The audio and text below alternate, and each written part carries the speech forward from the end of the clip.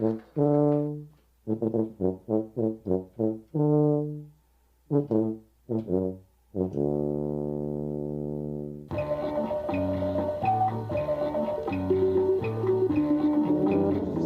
back to Those Happy Places, the podcast that treats theme parks, rides, and attractions like literature. I'm Buddy Duquesne. And I'm Alice White. And welcome to the first of a mini-series that we are calling Birds of Paradise. That's right. Birds of Paradise is our new mini-series about Walt Disney's Enchanted Tiki Room. We're going to have a whole series of episodes all about the Tiki Room and about its influences and the history of both the Disney Company and the Dole Company's relationship with the nation of Hawaii, and all sorts of fun topics related to the Tiki Room. Yeah, consider this an ever-expanding kind of spiral where we're going to cover every single facet of the Enchanted Tiki Room exhaustively. Yeah. And really, this is going to be a series of shorter episodes where we dive deeply into a bunch of different topics. But our main text, our main focus, our lens through which we will view everything will be Walt Disney's Enchanted Tiki Room. So we thought we would start there. Yes, we're going to start with the Tiki Room. So, Buddy, why don't you tell the audience what the Tiki Room is?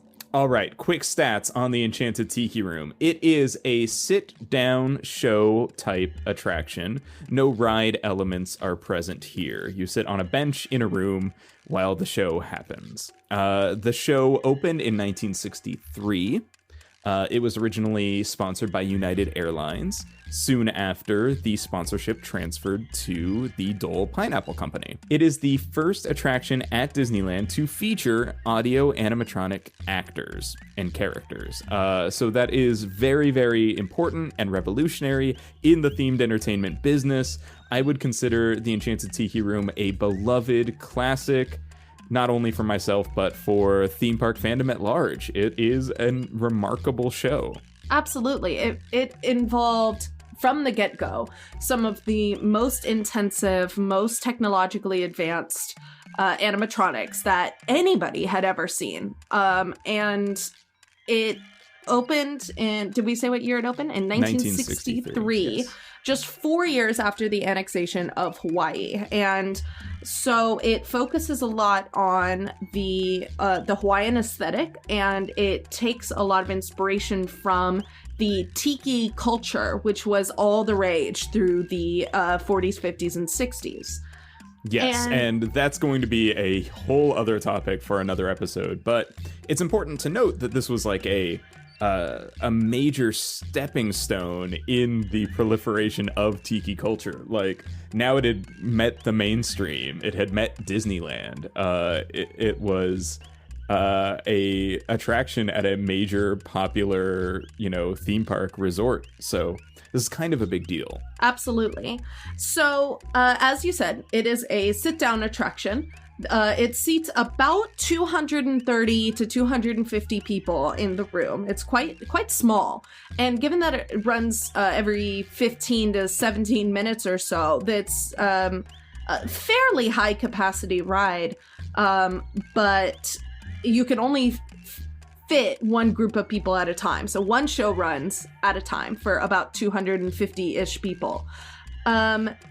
And you walk into a room. It's a very dark theater, and you sit around, kind of like a theater in the round situation. Everybody sits on benches around the room, not a bad seat in the house.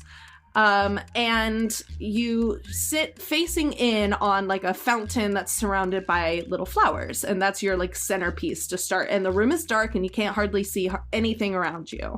Yes. Now, we should mention that there's a little factoid that a lot of people like to repeat about that fountain centerpiece.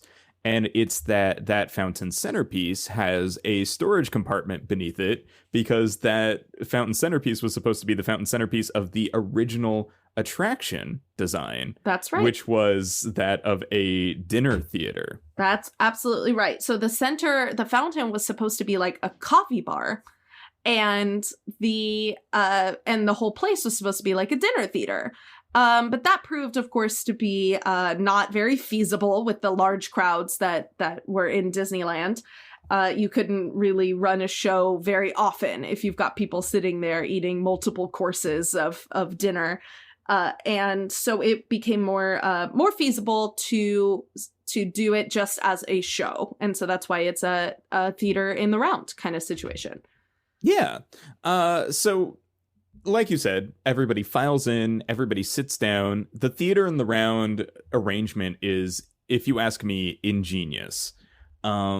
It really kind of opens up the space and also kind of allows for multiple viewing angles that are all, like you said, good. There's no bad views. I do have a preferred view of the Enchanted Tiki Room. It is the back row of any section. I also like to sit in the back row. I like to sit next to one of the tiki statues. Yes, I like to be really close to them. It's just fun to watch them come to life later. They're so fun. And so I like to sit in the back. Some people love to sit in the front so that they're right underneath the host birds.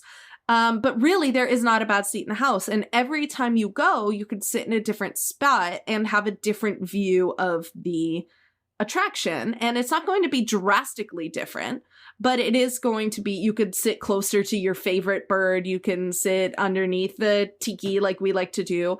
Or you can sit right underneath the fountain and kind of be fully immersed in that spectacle there in the middle. Yeah, and immersion and spectacle are really the name of the game for the Enchanted Tiki Room, because the room seems simple at first. It seems like it's not going to be that big of a deal. A cast member wakes up one of the 4 host birds. His name is Jose. And he does a little bit of banter with the audience, and then he wakes up the 3 other host birds. And then it seems like, wow, this is all there is. There's 4 birds. But it turns out that there will be over 150 audio-animatronic figures that sing and dance and interact with the audience over the course of the show. Unbelievable how big that spectacle gets once all the lights come up.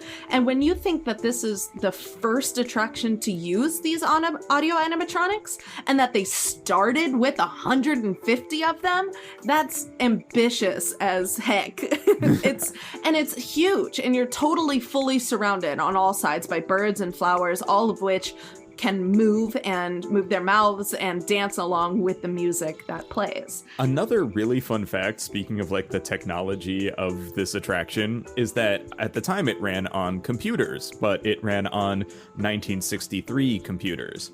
And the heat generated from the computers was so intense that it necessitated the Enchanted Tiki Room being the first fully air-conditioned building on Disneyland property. Just to keep the heat from the computers down.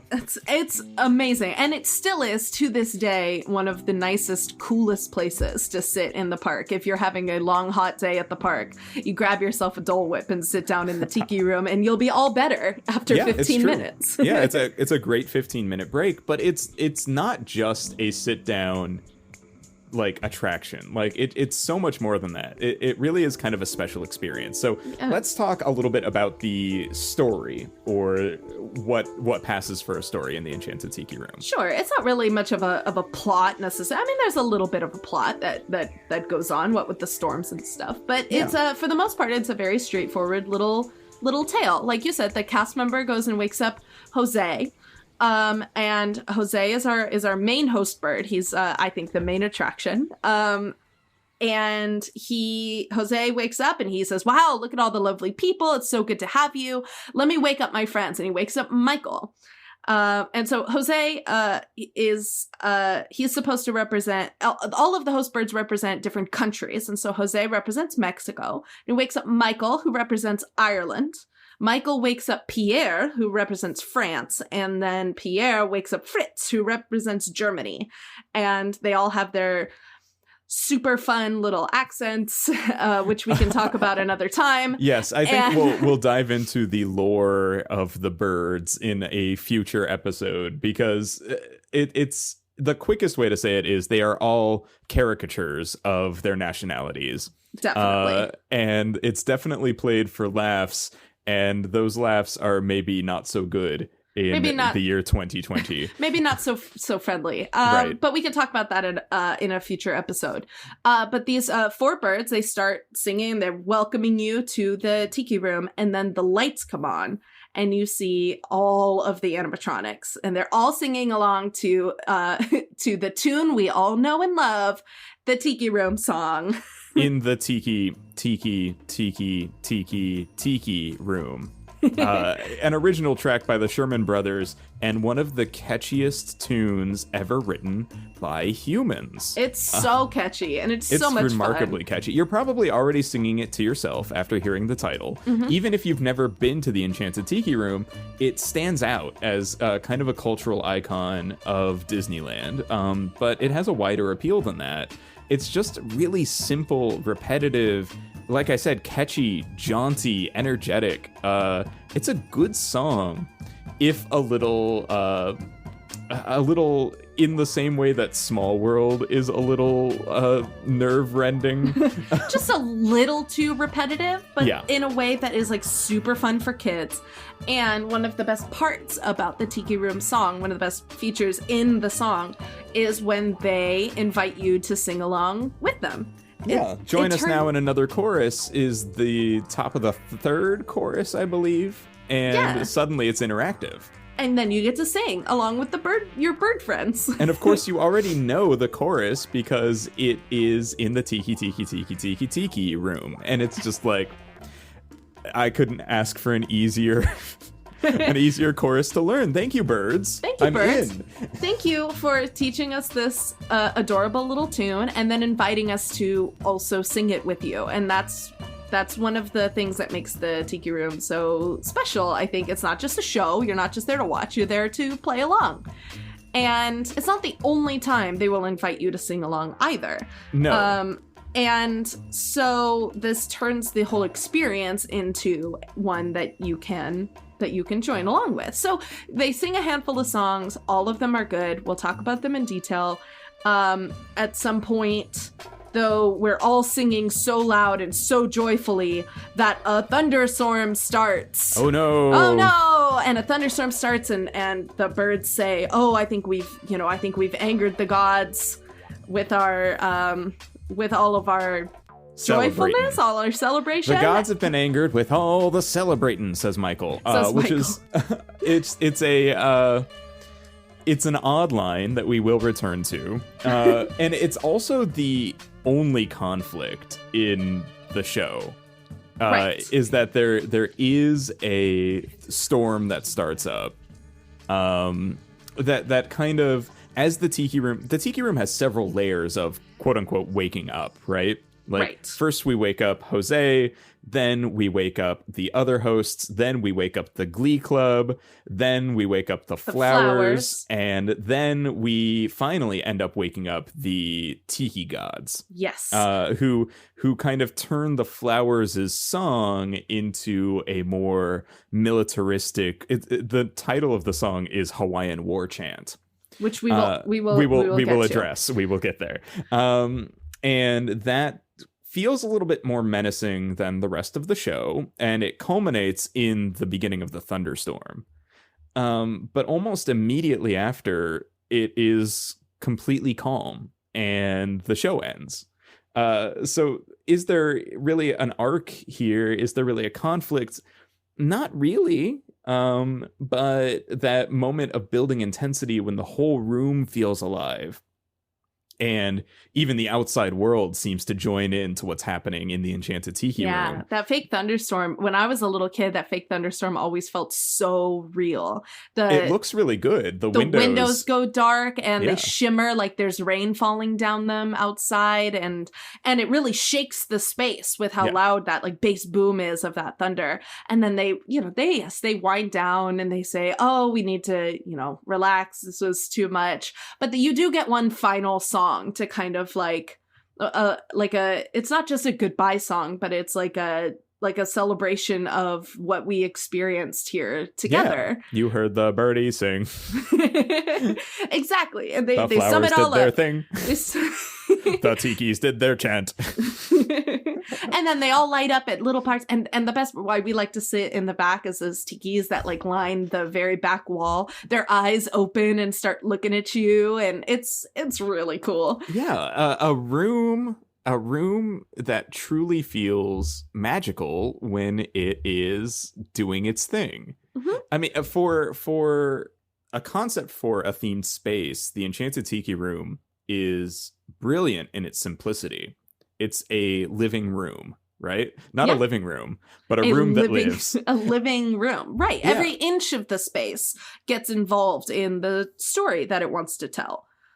And it's fantastic at generating an atmosphere. I mean, that's I hate to say it, with these classic Disney rides and attractions, so much of it is based on creating an atmosphere that is iconic and recognizable and emotionally moving, and not really focusing on a specific plot. You know what I mean? Right. And that's fine, of course. Yeah. Oh, no, that's part of what makes them so special. Right. Is you get to go and you get to live in a space for a minute. And it is like what Disney was always going for in the first place, right? To create some kind of like tangible magic that you can feel. You walk into the Tiki Room, and especially to audiences in 1963, maybe their first experience with any kind of like Polynesian culture or at all, right? Like they're like, oh my gosh, I really felt like I was in Hawaii, is something that whatever that means to audiences in 1963 who maybe weren't as like well traveled as we are now, kind of thing, or well versed in what,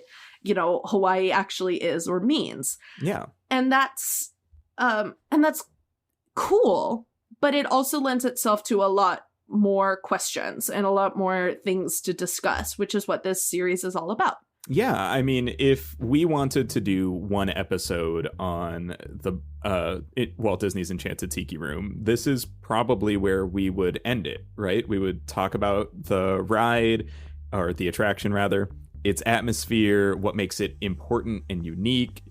We might apply a couple of the larger ideas that we're going to jump into in each of the subsequent episodes of Birds of Paradise. But, you know, what's so interesting about Walt Disney's Enchanted Tiki Room is how many layers of questions we have for it, and how intricate and deep the history goes. And I can't wait to dive into some of these larger questions. I mean, 1963, like you said earlier, is just 4 years after Hawaii was granted statehood. It officially became the 50th state in 1959. Right. That is a loaded time period for the people of Hawaii. It's a loaded time period for the United States. It's a loaded time period in general. The 1960s are a time of great social change and upheaval in the United States. How does the Tiki Room figure into all of that? There's influences from all around the world in the Tiki Room. Why? It's just like an interesting question. Like, why are there 4 birds from around the world and not from Hawaii or America? It seems odd. It does. Why is the Dole Pineapple Company such a maybe controversial sponsor for this attraction? You know? These questions and more on Birds of Paradise, a new series from Those Happy Places. Alice, I can't wait to dive in. No, this is going to be really fun. We've done a lot of research, and we've reached out to a lot of interesting people to talk to over the course of this series, which we will publish hopefully once a week for the entire month of April. This is April 2020. We are in the middle of a bit of a self-isolation, so we are we're working really hard to bring you just the very best content on this topic that we can. And we're trying to, one of the points that we're trying to do here, the real like reason we're here is we want to be respectful and give you like honest coverage of this topic, which can be really like difficult and traumatic for a lot of different people. And we want to acknowledge that, and we want to do it the justice that it deserves. So we're reaching out to people who are way smarter than us on these topics, and we're really going to try and do our best to give you just the most thorough coverage you've seen on this topic, and I hope you all like it. We're really excited.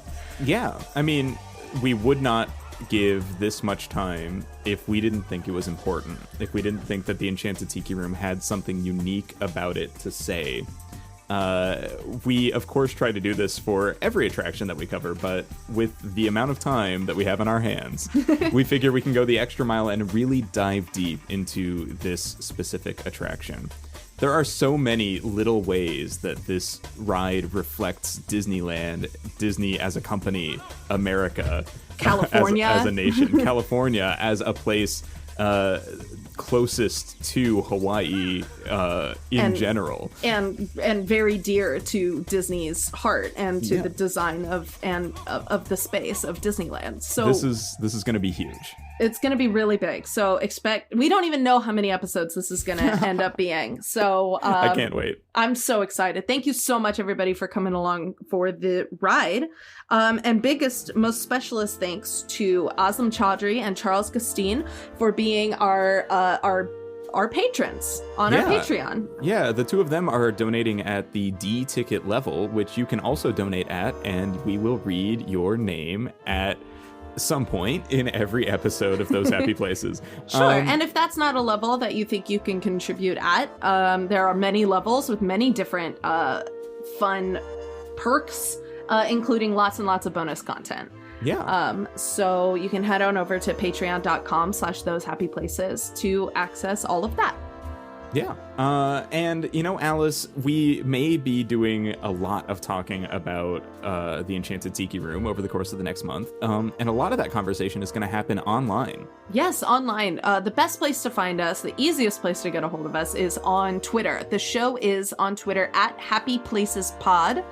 And I am on Twitter and on Instagram at AliceWhiteTHP for Those Happy Places. And I'm at Buddy_Duquesne. Duquesne is spelled Duquesne.